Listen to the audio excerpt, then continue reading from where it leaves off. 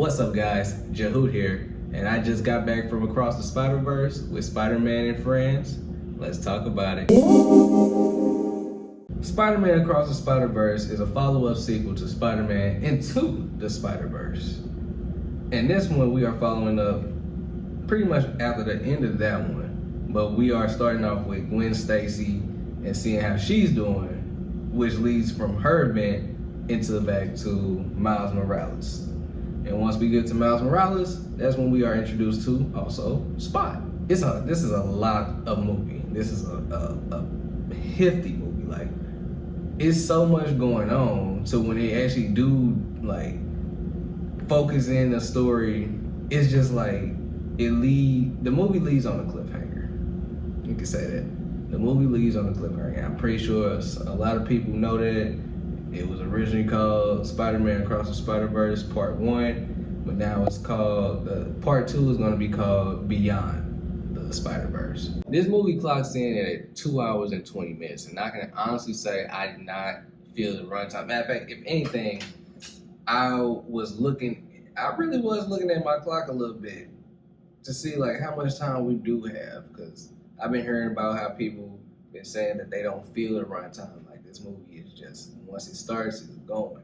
And it definitely is. It was only one small moment where it felt like, it's kind of draining me, but then it's like soon as I felt that drowsiness, it picked me right back up. I was back into it, and then like from that point on, the movie just had me sitting there just like, whoa.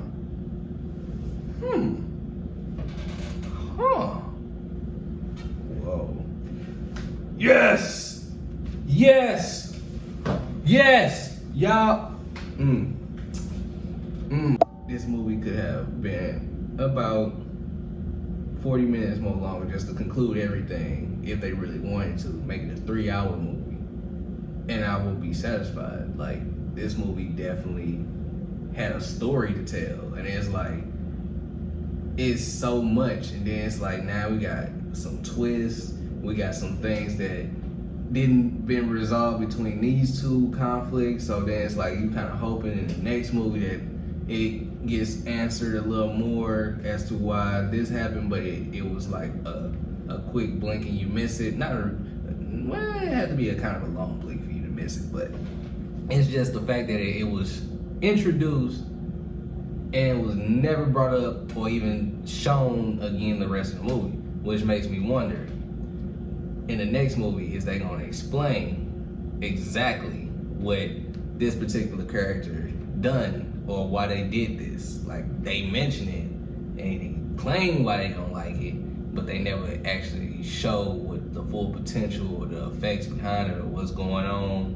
The first one was very grounded. It was just Miles Morales was in the wrong place, right time type of situation. This movie is following up from that, and still him trying to battle that he can do everything that all the Spider-Mans feel like that they can't. And the family dynamic.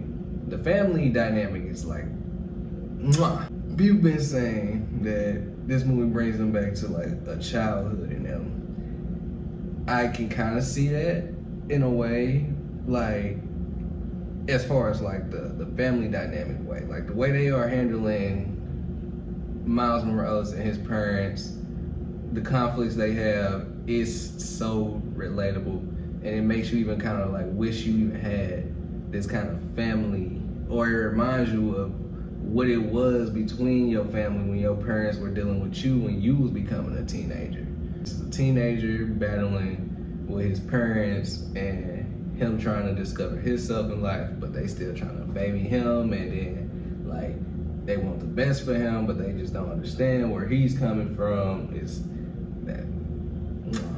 that it was just one little small moment in the movie that made me just really throw my hands up for the crowd. Like, I was ready to just give it a standing ovation, because when they first introduced it, I thought it was just gonna be a brush off, like, you know how they did the Doctor Strange Multi Madness verse thing where they just, when instead of making the movie focus on multi-universes, they just went through a portal and it was like a quick glimpse of different worlds. So when this particular world popped up, I thought it was just gonna be a quick little joke and brushed off. But it got more, a little bit, I mean, it still was a joke, but the fact they went back to it, it made me just like appreciate this movie. Like, oh, y'all finna pull out all the short stops. Like, y'all finna throw all that at the screen. They threw so much at this screen that it really makes me wonder how y'all gonna top the next one. The way the movie leaves off is like, I know where this story kind of going, but at the same time, it's so many different plots now going on that I will actually say my little negative to the movie, the only negative I would say, is Spot. Even though he is a good villain, I don't know if they just decided to kind of get him his intro, make him somewhat of a joke, but then turn him into like a true threat, but don't utilize him throughout the whole movie. It's like once he get his moment, he actually achieves what he's trying to do, and then he just leaves. The rest of the movie is now focusing on something else. Damn. I don't know how I truly feel. Like, this ain't like Fast and the Furious 10. Like I said, how that movie just ends and it's just like nothing is satisfying. Like, this movie, it ends satisfactory. Like, this movie, instead of going to black, it tells you to be continued. It didn't make me cry, but it was definitely pulling some strings. Like, it wanted to make me go there, but I'm like, I'ma still thug it out. I ain't gonna cry. Ain't nobody gonna cry. And then let's talk about the art. The art of this movie is just phenomenal. It is absolutely beautiful. Like, just color popping, like abstract art type shit.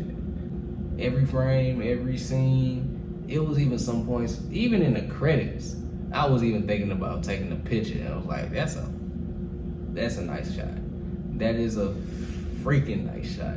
Into the Spider-Verse, they really did make a staple to animation. Like, any movie that tries to copy this type of artwork, like Puss in Boots 2, The Last Wish, everybody gonna be considering it as the Spider-Verse.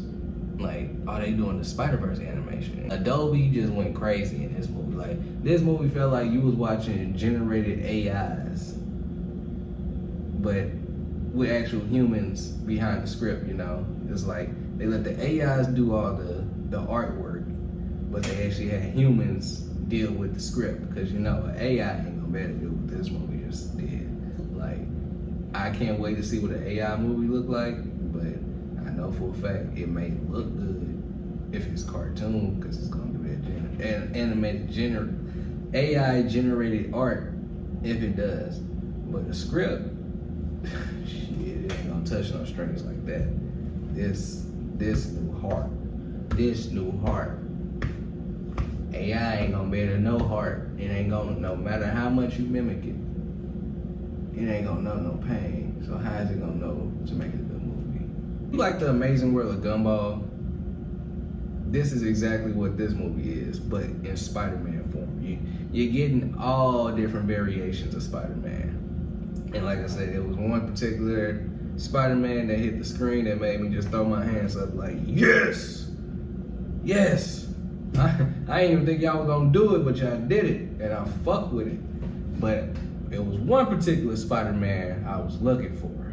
It's that Spider-Man, the Neil Patrick Harris one, the follow-up Spider-Man animated series that was supposed to be a tie-in to the Sam Raimi Spider-Man movies. Yeah, that guy right there. He probably is, but the way this suit looking, he about was one another, the generic Spider-Man looks. But they really tried their best to put every animation style, even the shows from, whoo, they put a lot of Spider-Mans in this. I can even just say, because it's in the trailer, they even put the Spider-Man from the PS4, 5 in this movie. Like, Matter of fact, it was even a small joke. I'm not gonna say it, but Spider-Man, the video game, definitely got some scenes. Not even just when they was meeting, but it's just so funny. The only Spider-Man in this movie that really that was just like stealing the shine for the little moments that he had was Spider-Punk. I like Spider-Punk. Like, he really was a cool dude. They acknowledged how much he was a cool dude. He was definitely a rebel. I fucks with dude. He was a rebel. And it's just like, it was moments even when it came to being in groups, how he felt about being in a particular group and how he handled that group. This is an amateur review, so I'm not even gonna really like talk about who voice act who. Like, if I name drop them, it's because I actually like really do know their name or know how to pronounce it. I don't want to butcher it, so I'm gonna just say the guy from Get Out, he was playing Spider-Punk, and he definitely was. He definitely put a flavor on that guy. The accent and all. It was some parts where he was speaking kind of broken, and I was laughing because I was like, did anybody else understand what he's saying? But after that, it was just like, yeah, this is a cool dude. Gwen, she definitely had some tough moments that just made you think like, damn, that's deep. That's deep. That's crazy and deep. Spider-Man 99. He is a very unhinged Spider-Man, and it really makes you wonder what he gonna do in the next movie. Like I said, this is a movie that's battling between who's right and who's wrong, and to see him and like how you see him in the trailer is like, he is a bit aggressive, and it's like, damn, who can you trust? Like, do we trust him or not? Like, he orchestrated everybody to come together, and he's not talking, like, he ain't always just yelling or anything. Like, he tries to explain it. He tries to keep a cool head as much as he can. But once things like take off, he has to act. Like, he ain't got time to be trying to come up with quick whips and this and that. He is the Spider-Man that's actually meaning business. Like, he ain't here to fuck with. He trying to help and fix things, but motherfuckers keep coming and fucking shit up. And it's just like, I don't know. But then it's a point where it made me think like, okay, it was kind of a ball drop on this point. And I kind of feel like I know where the story gonna take in the next one, just because the way the Spider-Man 2099 was trying to come at Miles for what is going on. It makes me think to myself like, okay, so he don't exactly know how the timeline did go, and he ain't trying to listen. So it's like, okay.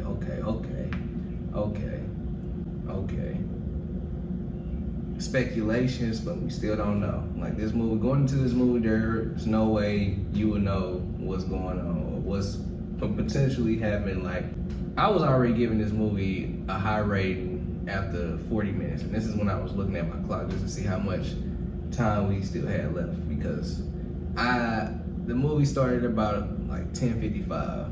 I'm looking at my watch by 11:38.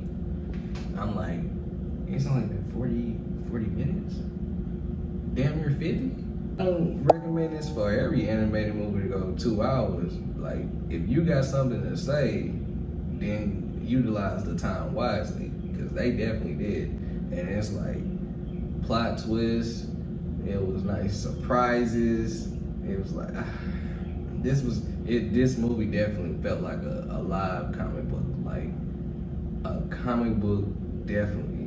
This was like, the first one felt like, okay, it was like, you get what the artist I was trying to do. But this one, it literally leans heavy into like, you are watching a live comic book. Like, the panels that they would drop at some points, and like footnotes and like little sound effect gestures that pop up. It's just like, man, y'all is really, really going forward. Like something new, and I'm liking it. I love it. Like, this was a good movie.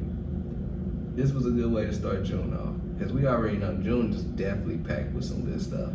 Like next week, Transformers: Rise of the Beast.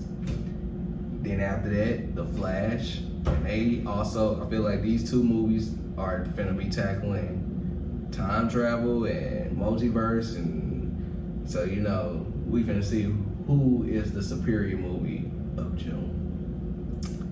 And right now, Spider-Man is taking off in the lead.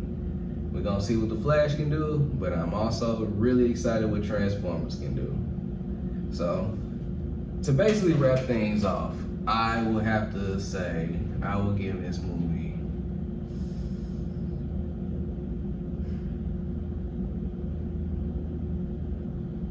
out of 10.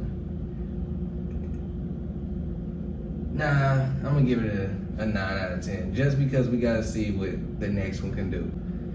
Like I said, giving it a 9 out of 10, I really do want to give it a 10 out of 10, just because like how visually stunning this is, and how well and thick the script is, and how very engaged the characters are, and like it's so much going for this movie, and I really enjoyed myself. Like, I have not watched a movie that just had me like not blink in a while. Like, the last movie that really had me hyped was Avengers: Infinity War. This is the Infinity War for Spider-Man. Like, you see it and you just be like, damn. Now I just hope that this third one don't be like Endgame. I hate Endgame. 9 out of 10. Worth buying on DVD. Fuck streaming. You should actually own a copy. Like, that's my thing. When I'm gonna come up with a rating system, but I'm gonna just say this for now. Like, if I say you should own it on DVD, just know that this movie was phenomenal. This, like, we live in an era now where owning movies are a thing of the past. Because of that, like, some movies are losing its value. Like, it's just a watch and never see again. Like, you liked it for what it was at the time, but is you gonna rewatch it, or you gonna look at the box art and think to yourself, like, this was a good movie, I kind of do want to watch that? Because dealing with streaming, yeah, everything is at your disposal, but it's like it don't hold no value. Like, so in fact, I would say my rating 9 out of 10, physical over digital. Yeah,